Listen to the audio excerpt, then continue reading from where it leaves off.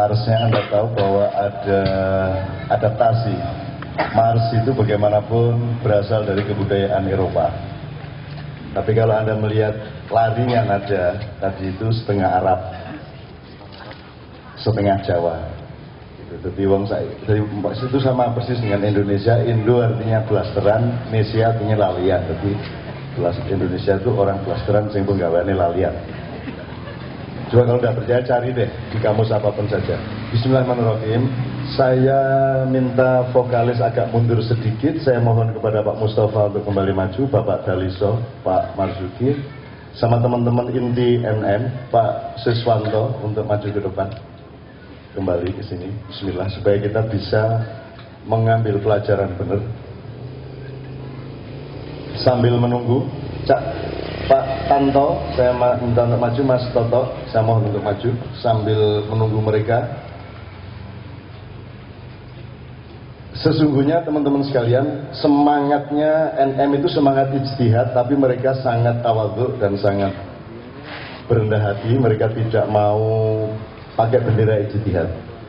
Aslinya majelis ilmu, aslinya sebenarnya adalah laboratorium ijtihad, tapi mereka memilih majelis ilmu saja, kundak keduren. Sebab kalau diturutin teman-teman sekalian, sesungguhnya kalau kerjaan Muhammadiyah kan nomor satu ijtihad dari dulu. Setahu saya di pelajaran ke Muhammadiyah sejak saya SMP itu juga sangat menekankan pentingnya ijtihad. NO, sesungguhnya NO seperti seolah-olah tidak pernah mengumumkan tradisi ijtihadnya. Mereka lebih berwajah mujahadah, dari kata yang sama ya. Jadi kalau ijtihad itu jihad intelektual, kalau mujahadah jihad spiritual, kira-kira begitu. Terus akhirnya mujahadah ya orang kabul-kabul, jur ijtihadnya ya orang melaku-melaku, akhirnya campur saja biar karo mujahadah.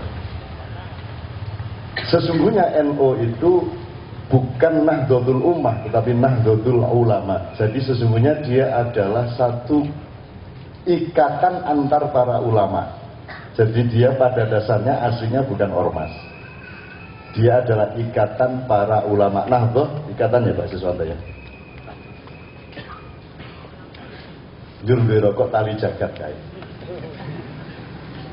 Sing yo tali yo ana bumi ditaleni, pokoke senengane naleni nek ora bumi srengenge gitu.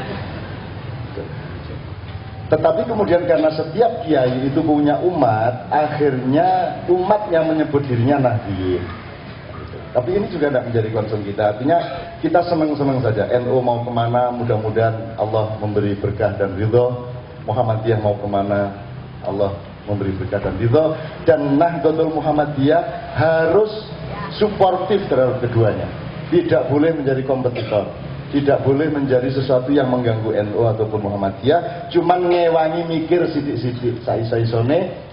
Pertama-tama mungkin 1-2 tahun mungkin ya masalah-masalah yang kecil-kecil di masyarakat saja. Meskipun kalau diteruskan itu bisa sampai ke masalah kenegaraan.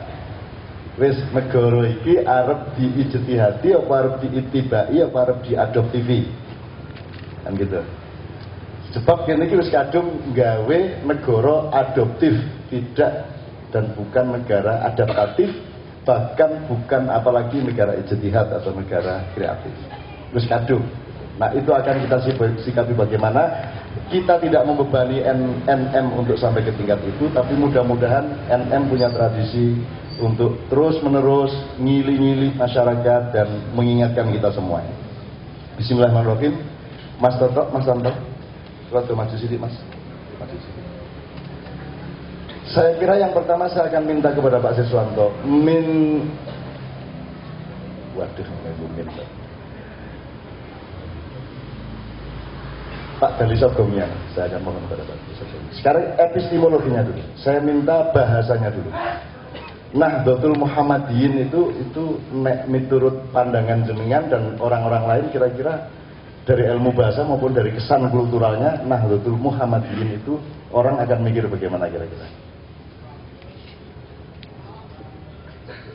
Kalau yang ditanyakan kira-kira ya akan merespon semacam apa ya, paling tidak secara bukan secara ideologis ya, tetapi secara ya bahasa saya mungkin secara kultural gitu ya, ilmu pengetahuan itu memang akan menggabungkan perjalanan antara yang dilakukan oleh NU dan Muhammadiyah. Ini ilmu kira-kira dari saya. Terus itu saya konfirmasikan, Anda sendiri punya kesan seperti itu atau tidak? Ya. Kalau dari beliau tadi kan kesannya sangat positif, jadi memang akan melakukan nambah tali gitu ya, nambah tali untuk supaya bisa lebih nyambung gitu ya Pak Susanto ya. Iya. Jadi tidak akan terkesan kompetitornya NU atau Muhammadiyah, enggak ya? Enggak. Alhamdulillah. Ayo masuk Din Samsudin disaingi Mustafa ya orang potongan toh ya. Ayo mesti menang dini ta. Oke, apa meneh ki ngerokok ta? Ora. Nek Din ki kan ngerokok. Din Samsudin. Nah, Din ta ya, Din Samsudin. Oh nggih kan gitu. Lagi krungu ta kowe? Anyar iki anyar. Ya mung dagelan iki nek orang ini orang guyu ya. Apa? Rokok musra. Ora ana rokok musra ana. Kowe aja ngerokok ngebit wae ra iso dadak ngerokok bakar.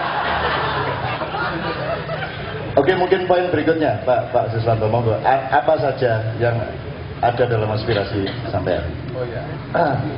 Paling tidak ada, yang pertama ada Nahdlatul Ulama, kemudian yang kedua itu ada Muhammadiyah, kemudian yang ketiga ada Nahdlatul Muhammadiyyin.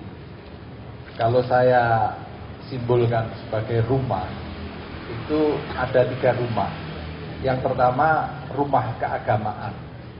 Nah, di dalam rumah keagamaan itu pasti ada kamar-kamarnya, dan kamar-kamarnya itu juga banyak sekali.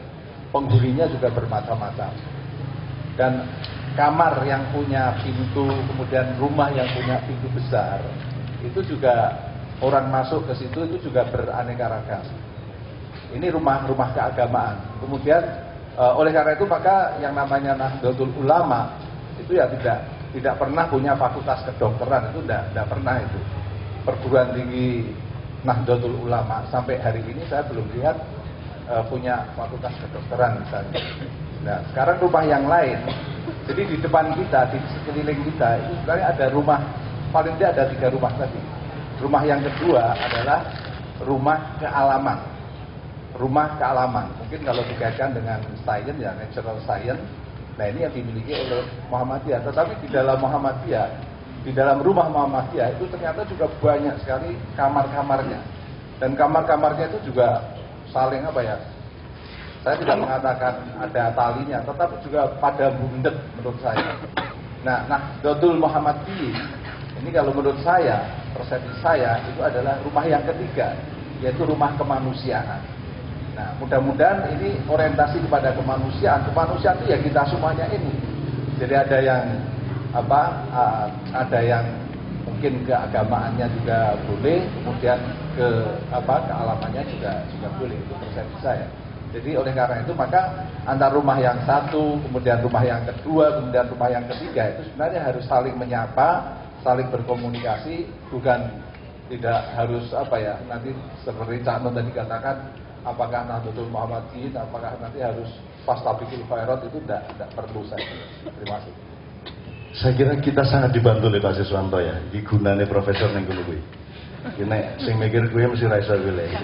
Bentuk-bentuk kaya ngono kuwi mesti ra iso. Kuwi mesti waton ngono kae. Gini Pak Siswanto, antum ini profesor intelektual secara barat dan antum juga intelektual secara rumah agama tadi. Karena beliau ini dulu di Gontor itu kan ada kelas 1 itu ada 1A, 1B, C, D, E, F, B, G bahkan G. Jadi sing bodoh banget iki. Terus saya nek 1A itu eksperimen itu lain soal itu. Oh, asing ramu enggak? Kowe asing atau B toh? Kono B aku B. 1B, 2B, 3B. Jadi beliau selalu unggul di sana, Pak Siswanto, dan saya ketua rayon dan dia selalu paling taat sama saya. Maksud saya sing ngurusi asrama ning kuwi. Terus saya kerja sama keamanan dan terus, jadi beliau memang expert. Soalnya gini, saya minta konfirmasi lagi sebelum saya minta kepada Mas Tanto. Di Quran itu ada dua terminologi. Yang pertama, firman itu ada 3 macam. Satu yang literer, bagian itu yang muncul belakangan, yaitu yang dari istilahnya teman-teman maknya itu nek Taurat digulung, nek Zabur di cengkir, Injil di degan, nek Quran di wis kelopo gitu ya. Itu nek istilah jaksa. Tapi itu Quran literer. Sementara ada firman 2 lagi sebelumnya yang juga merupakan informasi dari Allah yang antum sebut tadi Pak Siswanto, yaitu yang rumah keagamaan, rumah kealaman, dan rumah kemanusiaan. Nah, yang rumah kealaman kan disebut oleh Al-Quran fil afati. Terus yang rumah kemanusiaan wa fi anfusikum, kan gitu. Terus baru Al-Quran dalam arti kalimat-kalimat yang di Al-Quran itu terminologi yang pertama. Jadi kalau saya kembalikan omongan Pak Siswanto ke 3 macam firman Allah tadi itu, bahagia betul malam hari ini bahwa Pak Mustafa, Pak Marzuki, Pak Dariso betul-betul mengisi dan membangun rumah yang selama ini belum terbangun, yaitu rumah kemanusiaan atau fi anfusikum di Al-Quran gitu. Terus ada lagi terminologi tentang ulil albab, ulil absor, sama ulil nuha. Janjane bedanya apa tuh Pak Sis? Tenan iki aku takon tenan iki. Wah, aku juga ora paham. Secara substantif ya. Menurut saya ya sama aja lah. Mungkin secara teknologi itu mungkin ya itu tadi berbeda-beda. Tapi intinya seperti yang saya katakan tadi itu tetap ulil albab, ulil absor. Ya, tadi saya bilang apa? Our power is knowledge, ya, science, ya, bukan politik lah. Itu saya kira ulul albab, ulul absor dan lain sebagainya. Ini Kak Nun sudah baca dulu, aku lupa itu. Enggak, belum pernah ada penjelasan mengenai itu. Jadi nek aku takon tenanan, upama aku jawab sak karep-karepku saiki sak ketemu nih. Tapi saya kira saya bisa minta konfirmasi Pak Siswanto dari segi epistemologi. Jadi kalau ulil absor itu kan pekerjaan penelitian sebenarnya. Pekerjaan untuk melihat, mendata, mencermati, menganalisis, mengambil hipotesis dan kemudian disimpulkan, itu ulil absor gitu, karena dari basir ya. Kemudian ulil nuha itu pekerjaan preventif, peka dan mendata hal-hal yang kira-kira berbahaya bagi masyarakat. Itu pekerjaan ulil nuha kira-kira gitu. Nek aku gagas, kenapa Allah kasih terminologi seperti itu? Masih pertanyaan yang harus kita cari dengan ijtihad kita. Tapi kira-kira seperti itu. Nah, ulil albab itu sebenarnya adalah komprehensi dari keduanya, komprehensi dari seluruh pendekatan ilmu pengetahuan. Itu kira-kira. Nah, menurut saya NM jadinya itu ulil albab. Seharusnya ulil albab. Gitu. Kalau Muhammadiyah itu ulil absor, karena Muhammadiyah dua fakultas kedokteran, jadi dia betul-betul ujung tombak untuk mengolah segala macam maintenance kehidupan manusia. Sementara kalau ulil nuha itu kan pekerjaan memagari, pekerjaan menciptakan tonggak dan pagar-pagar, tembok-tembok agar supaya manusia tidak memasuki wilayah bahaya. Itu berarti wilayah keagamaan, rumah keagamaan itu dikerjakan oleh Nahdlatul Ulama. Kira-kira ngono ya. Wis jeneng ampuh banget bengi iki ketoke ketemu kabeh. Dan ini tenanan. Sekarang sebelum Pak Daliso, saiki aku rasa nganggo Arab-Arab, rasa nganggo Quran-Quran, rasa nganggo wis nek cara fi anfusikum, nek cara menungso biasa, nek cara jangan lupa ya, Nabi Isa tidak pernah baca Quran ya, saya ingatkan saya lagi ya. Nabi Idris tidak pernah baca Quran ya, saya ingatkan ya. Nabi Ibrahim hanya punya sakofah, tapi dia tidak punya kitab. Jadi jangan lupa ya, Nabi Nuh ora tau ndres lho ya. Nek kowe kan ndres al-ma'u li ila bi quraisyin ila bi miratas sita wasayf gitu ya. Neng Nabi Nuh ora tau ndres apa? Nah, dengan pemahaman seperti itu, maka kita junjung juga orang-orang seperti Mas Tanto yang belajar Islamnya terlambat. Maksudku iki le njaluk aku ayat-ayat iki lagi wingi-wingi kuwi. Padahal dia berjalan prinsip-prinsip ayat. Padahal dia seorang kreator, dia seorang pencinta masyarakat, seorang pecinta dan punya umat di 5 gunung dan lain sebagainya, yang menurut saya dia sangat menjalankan fil afaqi wa fi anfusikum meskipun tidak berangkat dari frame-frame Qur'aniyah gitu. Jadi Mas Tanto nek jenengan mirsani mereview dan ngrasake apa yang terjadi dengan langsing Nahdlatul Muhammadiyyin sak piturute wong jenengan cedak karo NU daripada sama Muhammadiyah.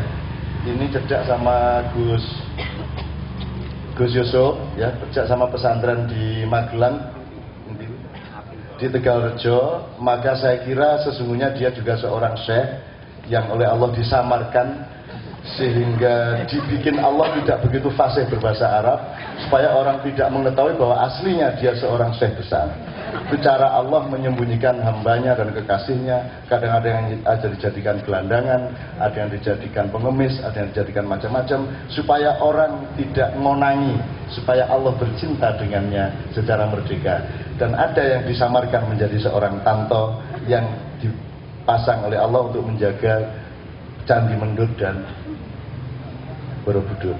Besok saya sakarmu cangkemu sakarmu piye ya. Saya baru dapat SMS. Ini aku masuk ya. Iya, ada 3 bahasa Arab kalau nggak salah. Ijtihad, apa tadi? Abdiloh, Ijtihad sama taklid. Saya sudah lupa artinya itu, ada dalam kurung tapi saya lupa, tapi karena saya gurunya MH itu guru saya, jadi ini soal kata-kata lali rapopon mungkin narang anyar. Jadi istihad apa tabloid sama apa? Saya berat untuk menghafalkan itu Android terus 3G terus saya DC, saya dikasih BlackBerry sama Cak Nun langsung tak kayak anak saya. Soalnya saya bisa stroke karena melakukannya banter banget ini. Kalau wah kurang kasar, saya mau cari BlackBerry sih kalau cuma karena band produk gerak itu panai melaku wah mau ketak kayak anak lu. Jadi orang BlackBerry apa? Android apa itu? Wah itu. Tapi bagi saya Android, Ijtihad dan Muhammadiyah dan Nahdlatul Ulama itu bagi saya sama saja. Jadi ini soal apal-apalan yang harus mulai koleksi kata-kata ya monggo gitu loh. Nah, saya sudah dihukum oleh alam untuk masuk di dalam 3 kata tadi yang bahasa Arab. Bagi saya itu jadi kesatuan. Kalau saya sebagai direktur Gembira Loko, pendekatan saya karena ini masyarakat Jogja, jadi saya lebih dekat dengan Gembira Loko. Di Gembira Loko itu untuk saya itu sama dengan Al-Fatihah. Bayangkan, Anda mungkin tidak pernah membayangkan Al-Fatihah dan Gembira Loko. Ya kalau paham Al-Fatihah kan kita harus hidup di arena yang gembira kan. Perkara di Gembira Loko wonge sing siji nyekel buntut, tangane iki muni gajah iki kaya cambuk, sing siji muni gajah iki kaya krupuk, wong nyekel kuping, sing siji nyekel sikil gajah iki kaya bubung. Padahal di penghuni Gembira Loko Raya ini ora duwe tangan wonge. Sing siji ora duwe sikil.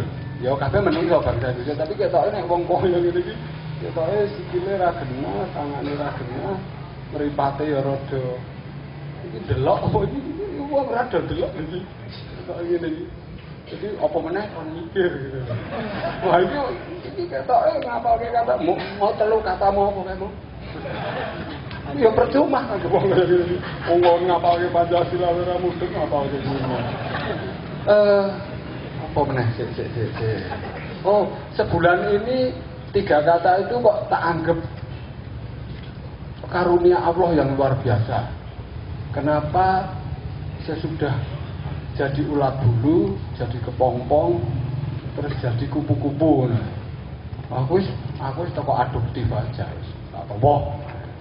Timbang mikir SBY Nasarudin lebih cetha itu kan ulat bulu jadi kepompong, jadi kupu-kupu jelas kok pelajaran konkret gitu. Orang gutek wae tak tompo. Terus mang mikir meneh. Jadi kalau lihat metamorfosa itu, saya pikir saya sudah secara fisikal, panca indera, saya bisa nerima. Kemudian kalau secara kultural, secara apa, saya kira istihad itu soal kamu mau makan apa tidak tuh, mau jadi ulat bulu terus atau kepompong terus. Ini rupa-rupa kayak ini kan rupa-rupa kepompong. Cuman kepompong itu kepompong ugahari prihatin atau kepompong menderita gitu. Tapi kalau lihat saya, orang seperti saya terus jadi direktur apa? Orang seperti Mustafa Bisri nanti jadi pemimpinnya ini mesti rakyat ini rakyat cacat kabeh. Karena apa? Yang tampak tidak cacat, baik itu presiden, baik itu namanya Bibit Waluyo atau namanya apa saja, mungkin ada seseorangnya apa impaknya sudah tidak ada dampak ini apa gitu. Ini wong gue diseragami, dijenengi gubernur, apa dijenengi wali kota, apa dijenengi ulama. Saya jujur aja, saya nggak yakin ini konfliknya antara Muhammadiyah sama NU. Kayak kepompong atau kepompong itu loh. Atau ulat bulu sama ulat bulu itu. Jadi ini jadi saya besarkan lagi. Ini problem Nusantara, Pak Aceh tekan Pakuawi, mbok jenenge Nahdliyin, Muhammadiyah, wong saya juga guru SPG Muhammadiyah. Nek nguyuh karo nang rumah sakit nang Muhammadiyah. Nah, apa seorang karo jadilan ya saya ngurgu menyan berarti karo NU lah. Kalau Muhammadiyah itu untuk saya tidak imajinatif lah. Tidak mungkin orang seperti itu tidak mungkin mencipta software, Avatara, apa Blue Moon, film-film itu nggak bisa. Pasti orang seperti itu nggak pernah bisa mencintai jazz gitu. Dan tidak mengerti sejarah musik Islam pasti. Atau ngerti menganggon kata-katanya nang buku ning kupinge belas miskin sak miskin-miskin kan. Maksud saya dia maca buku nang kupinge ora ngerti melodi, ora ngerti belas. Saya kebetulan sebelum saya memahami Al-Quran versi SMS, setiap kebutuhan saya tanya dia.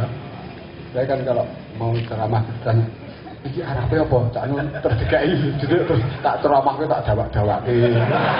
Apa iki Cak Nun? Iya, jadi ya rahmatan lil alamin tak arang tuh banget. Jadi kalau Al-Fatihah biasanya saya lebih panjang dari Gus Yusuf, Gus Mus dan Cak Nun. Karena Al-Fatihah saya, rezeki saya bisa 100 halaman. Kalau dari pesantren kan karena katam 30 juz kan Al-Fatihah ini 3 lembar. Nah, saya apalin ning Al-Fatihah terus jadi Al-Fatihah tak lebok ke pompong, rezeki masa nganggur. Karena saya sudah lihat Vietnam, lihat apa, jadi nganggur itu kalau di Jerman itu rezeki. Sementara anak ini, nang Indonesia itu nganggur pasti nggak rezeki, wong sampai mati nganggur terus gitu. Jadi untuk saya itu wes bingung ya, sampai saya merasa Al-Fatihah itu luar biasa gitu. Jadi satu kata Al-Fatihah itu saya menemukan, wah ming Al-Fatihah sih jidong, tak renung kok ayem bar padu karo bojone ming Al-Fatihah wis terobati. Aku dulu awakku kuru, manuke rada kipit-kipit. Al-Fatihah ngono ku mahram. Jadi rezeki iki wah edan. Mati juga karo apa meneh jodoh, rezeki karo mati ya. Itu 3 kata itu untuk saya wah iso merenung macam-macam. Jadi saya jengkel kalau orang menerjemahkan Islam dan sebagainya, ora iso gawe panganan, ora iso gawe gendeng, ora tau nari, ora iso desain pakaian, ora ngerti jembatan, ora ngerti apa-apa gitu. Jadi untuk saya Al-Fatihah itu misalnya lahar itu Al-Fatihah. Jembatannya selikur saya ambrol kabeh. Di Magelang itu hanya 1 yang dilewati oleh SBY, Bibit, kita-kita itu. Jembatan itu hanya di Tangkilan. Untuk saya mikir sedelok ini edan. Gobloke wong iki. Jembatan itu kan modal materialnya batu pirang-pirang. Ning gari besi karo semen karo utek setengah jam lah. Wong iki besi ngene. Bayangkan kalau Anda di Tokyo, New York, kowe iki mikire ning belok kiri karo belok kanan, karo lurus. Navigator iki wis gampang. Bayangke kowe nek menggok kiwa abang siji. Kita Semarang punya simpang 5. Padahal sekarang ini jembatan di Copenhagen, di Tokyo itu menggok kiwa wae songo. Lurus wae, lurus ambles laut, apa ambles tanah, apa lurus munggah. Iki navigator wis lurus ijo siji, kuning. Lurus siji jambon. Iki meng jembatan 20 meter wae. Nanti sekarang ini baru 1. Bahan ada, wah pating teracak watu pirang-pirang. Terus ning gari wesi ya mek dikai umur-umur wis rampung. Ini serahke aku, malah nek perlu aku ora semanggo wesi, ambles bumi ilmu antarja. Ben lahare munggah dhuwur wae to. Dadi gawe rong-rongan. Kowe mikire setengah jam, tapi di Indonesia tidak ada arsitek yang kerja, hanya teknik sipil. Teknik sipil itu pelajaran SD. Seluruh teknik sipil di dunia, di Indonesia itu dikerjakan anak SD, teman-teman saya desa. Jadi teknik sipil itu, karena kalau sampai arsitek itu tidak mungkin, karena arsitek itu harus biayanya nggak bisa dicolong kan, ada desain, ada otak macam-macam. Jadi di Indonesia itu cuma teknik sipil, dan teknik sipil nggak perlu orang mang sekolah nyabut gawe 3 bulan rampung. Oh, kui-kui wae kok teknik sipil Indonesia itu. Nah, itu ada apa ini arsitek Indonesia ini? Bukan goblok ya bangsa ini. Saya kira banyak ada arsitek yang cerdas. Tapi wes rusak mentalnya gitu loh. Dia nggak mungkin kerja, dia harus kerja teknik sipil supaya bisa nyolong, supaya bisa makan harus teknik sipil. Dan teknik sipil sama dengan yang kerja SMP SD, wong kuwi ngapalan gitu. Ada apa ini? Wong jembatan ini anisor wis rampung lah hari benang dhuwur. Kuwi ming paling gampang, apalagi pakai navigator. Tuh di jembatan di Copenhagen apa di Malmo Swedia wis tambah ramunget. Ini kasus arsitektur dan teknik sipil. Saya kira teknik sipil dan arsitektur itu problem sama dengan Muhammadiyah dan NU gitu. Sama gitu. Podo pekoke gitu. Sumpah loh.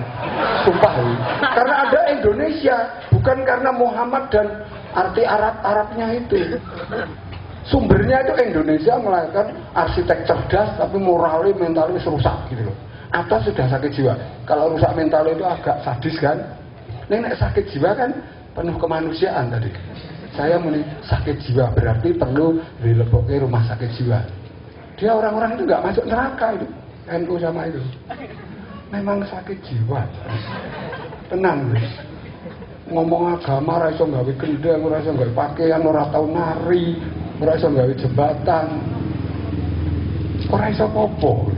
Dan saya ngomong ini bukan bacalah, kebetulan bulan lalu nengok Vietnam gitu. Aduh, aku ora peduli agamanya sih. Nanti dulu sebelum agama. Karena agama berat sekali kan, harus ngapal ke Arab berapa bulan, harus nang gontor 7 tahun, soal jembatannya orang rampung-rampung ya. Nah, aku sementara fakta di muka saya 21 jembatan, baru 1 jembatan. Itu yang diliwati bibit sama kita. Dia bilang itu jalan politik. Tidak pernah di sini ada aset ekonomi, aset kemanusiaan. Kalau aset, katanya beritanya yang meninggal di Jogja telung swidak. Berarti dana 1,3 triliun 800 miliar masuk Jogja gitu. Jadi yang dihitung itu yang meninggal, bukan yang masih hidup dikai sayur berapa banyak dari jembatan-jembatan itu gitu. Jadi dia sedih pada orang meninggal. Tapi bangsa ini nggak pernah memikirkan yang masih hidup itu loh. Berarti 800 M itu untuk yang itu. Ini soal Jogja ini misalnya diteruskan. Saya kira bukan Jogja lawan Magelang, tapi ini potret Jakarta, Semarang, dan sebagainya. Ini potret bangsa. Jadi saya senang melihat ulat bulu, kepompong, dan kupu-kupu. Oke, teman-teman silakan berdiri tangan sini.